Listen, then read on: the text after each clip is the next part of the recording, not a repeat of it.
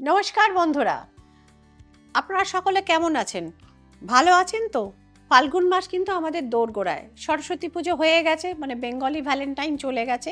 সামনেই কি 14ই ফেব্রুয়ারি, তাই না? অর্থাৎ ওয়ার্ল্ড ওয়াইড প্রেম দিবস বা ভ্যালেন্টাইন দিবস।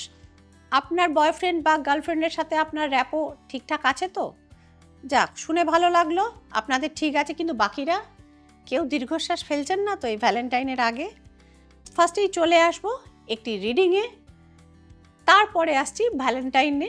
আপনার নিজের লাভ লাইফকে ভালো রাখতে, স্ট্রং রাখতে, আর একটু বুস্ট আপ দিতে আপনি কি করবেন সেই মহা উপায়তে। ফার্স্টে চলে আসি বরং রিডিংটা। একজন মানে ব্রেকআপ হওয়া একটি ছেলে, ইয়াং ম্যান, সে কিন্তু আমাকে মনের দুঃখ নিয়ে একটি মেইল করেছে। তার মেইলটা আমি পড়ছি। নাম প্রকাশে অনিচ্ছুক অবশ্যই, সে প্রকাশ করতে চাইলেও আমি করব না, এটাই আমার প্রফেশনাল এথিক্স। তো ফার্স্টে চলে আসি রিডিংয়ে। আগে দেখে নেওয়া যাক। সে আমাকে জানিয়েছে, দিদি একটি মেয়ের সাথে আমার সম্পর্ক হয়েছিল, মেয়েটি বিবাহিতা ছিল, আমি জানতাম। তার তখন ডিভোর্সের কেস করার ইচ্ছে ছিল। সে বলেছিল সে স্বামীর দ্বারা অত্যাচারিতা, কিন্তু এবং সে ডিভোর্স চায়, কারণ ডিভোর্সটা হলে তবেই সে আমার সঙ্গে সে বিয়ে করে নতুন জীবন তৈরি করতে পারে। তো আমি তার কথাতে ভরসা করেছিলাম, প্রচণ্ড ভালোবাসতাম তাকে, আজও বাসি। এবং যেহেতু সে খুব একটা অবস্থাপন্ন ঘরের মেয়ে ছিল না, সুন্দরী ছিল কিন্তু অবস্থাপন্ন ঘরের মেয়ে ছিল না, কাজে তার বড়লোক স্বামীর এগেইনস্টে তার ডিভোর্স কেস চালিয়ে যাওয়ার মতো অর্থনৈতিক সামর্থ্য ছিল না। স্বামীও তাকে ডিভোর্স দিতে চায়নি। যাই হোক, আমি একটি সরকারি ভালোই চাকরি করি।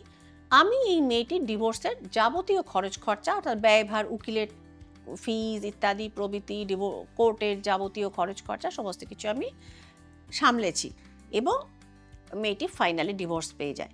এরপর থেকে দেখা যায় যে আমি ফোন করলে ফোন অন্যত্র এনগেজ, ঘুরিয়ে কল ব্যাক আসাটা আস্তে আস্তে কমে গেল।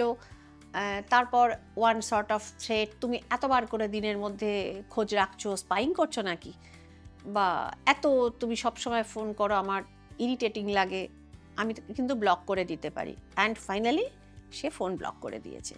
তো দিদি, আমি জানতে চাই যে আমি কি এই মেয়েটিকে আর কখনো পাবো? কারণ আমি তো ওকে ভালোবেসেছি, এবং ওর কারণে আমি একাধিক সম্বন্ধ, যেটা আমার মা এবং আমার বাড়ি থেকে এসছে, সেটা আমি ছেড়ে দিয়েছি। কারণ সম্বন্ধের অভাব নেই, কারণ আমি সরকারি চাকরি করি। কিন্তু আমি তো এই মেয়েটিকেই ভালোবাসি, এবং এর পেছনে এত ব্যয় করে আমার আর সঞ্চয় বলতে কিছু নেই। যেহেতু সরকারি কর্মচারী, স্যালারিটা পাই, ওটা দিয়ে আমার সংসারটা বর্তমানে চলছে। আমারও বৃদ্ধ বাবা মা আছেন, তাদের অসুস্থতা আছে ইত্যাদি প্রভৃতি, বোঝাই যাচ্ছে একদম জ্বলন্ত জীবনের ঘটনা। তো আমি কি ফার্দার মেয়েটিকে আমি ফেরত পাবো, বা তাকে বিয়ে করলে আমি সুখী হব? ট্যারো কার্ডের রিডিং এসে গেছে ভাই, তোমার কোয়েশ্চেনের আনসার ট্যারো কার্ড সরাসরি দিয়েছে, এবং তার ভরসায় শ্রীময়ী দিয়ে দেবে। না, তুমি এই মেয়েটিকে আর ফেরত পাবে না। তোমার সাথে এর সম্পর্ক দি এন্ড। এটা ডেথ কার্ড দেখাচ্ছে, না কেউ মারাও যাবে না এবং কিছু না, কিন্তু সম্পর্কটা দি এন্ড। বন্ধুরা, ট্যারো কার্ড সম্পর্কে একটি ভুল ধারণা অনেকেই পোষণ করেন। এই ডেথ কার্ড পড়া মানেই মনে করেন কেউ না কেউ মারা যাবে।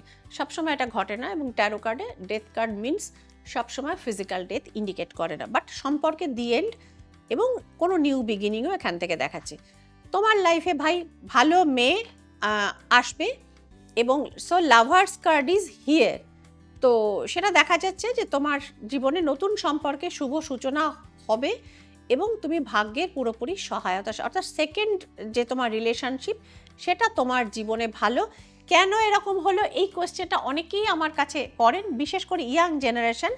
সেক্ষেত্রেও আমি বলবো যে তোমার শুধু মঙ্গলের জায়গাতে গণ্ডগোল সেটা না, তোমার শুক্রটা কিন্তু রাহু দৃষ্ট, অর্থাৎ এই জায়গাটিকে তোমাকে, এবং চন্দ্রটিও যথেষ্ট উইক, আমি দেখিয়ে দিচ্ছি এখানে মুন কার্ডটি রয়েছে, বাকি কার্ডগুলো দেখাচ্ছি না।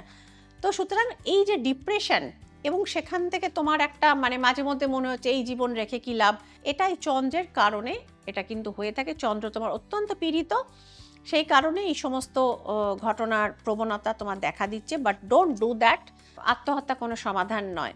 তো যাই হোক, কিন্তু তুমি কেনই বা এই সমস্ত চরমপন্থা বেছে নেবে?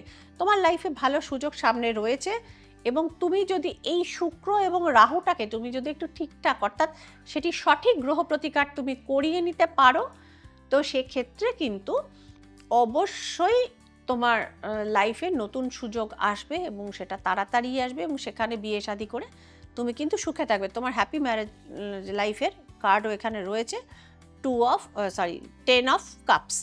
তো সুতরাং আমি কার্ডগুলো বন্ধুরা দেখালাম, অন্য কার্ডগুলো দেখালাম না। তো গ্রহগুলো তোমাকে প্রতিকার করে নিতে হবে এবং এই যে রিলেশনশিপ বুস্ট আপের যে জায়গাটি, সেটিও কিন্তু তোমাকে যদি তুমি করে নিতে পারো, সেক্ষেত্রে কিন্তু তোমার এই রকম দুঃখজনক সম্পর্ক বা এর পরিণতি এই রকমটা হবে না।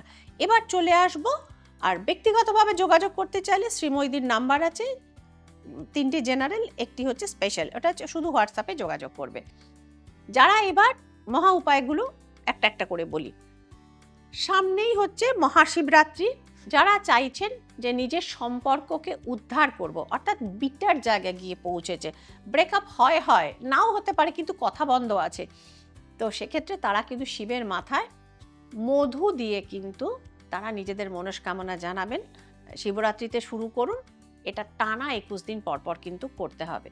তো সেক্ষেত্রে দেখবেন ভেঙে যাওয়া সম্পর্ক, ভাঙতে বসা সম্পর্ক, কথা বন্ধ হয়ে যাওয়ার সম্পর্ক ধীরে ধীরে নিজস্ব জায়গাতে কিন্তু ফেরত আসবে এবং সম্পর্কটা বলে না, বিয়ের সময় বলে ওং মধু ওং মধু ওং মধু, অর্থাৎ সম্পর্কটি ধীরে ধীরে আবার মধুময় হওয়ার জায়গাতে আসবে মহাদেবের ব্লেসিংসে।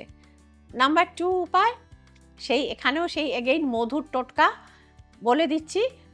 ঘরের দক্ষিণ পশ্চিম কর্নারে, শোবার ঘরে এই প্রয়োগটি করবেন, সেটি আমাদের রিলেশনশিপ কর্নার। দক্ষিণ পশ্চিম কোণে একটি তামার পাত্র বা তামার ঘটি নেবেন, তার উপর আপনার বয়ফ্রেন্ড, আপনার হাজব্যান্ড বা যার সাথে সম্পর্ক একটু ভালো করতে চান, ছেলেরাও করতে পারেন এই প্রয়োগ, শ্রীময়ীদির প্রয়োগ ছেলে মেয়ে বয়স্ক মানুষ নির্বিশেষে করতে পারেন। তো সুতরাং যাকে একটু ইমপ্রেস করতে চাইছেন বা আপনার বসকে আপনি একটু ইমপ্রেস করতে চাইছেন যাতে আপনার কেরিয়ারে গতিটা একটু ঊর্ধ্বগতি হয়, সেক্ষেত্রেও এটা প্রয়োগ করতে পারেন। তার নামটা লিখবেন, এবার সেটাকে কাগজটাকে হোমিওপ্যাথি ওষুধের পুড়িয়ার মতো বন্ধ করে একটি লাল সুতো দিয়ে পেঁচিয়ে নেবেন এবং মধুর পাত্রে সেটাকে ডুবিয়ে দেবেন। এরপরে ওই জিনিসটির ওপর প্রত্যেক শুক্রবার করে আপনার 1 চামচ করে মধু দিতে থাকবেন। যতদিনে মধুর ভাণ্ডটা ভরে উঠবে ততদিনে দেখবেন আপনার রিলেশনশিপ অনেকাংশে ঠিক হয়ে গেছে, অনেকের এতেই সমাধান হয়ে যায়।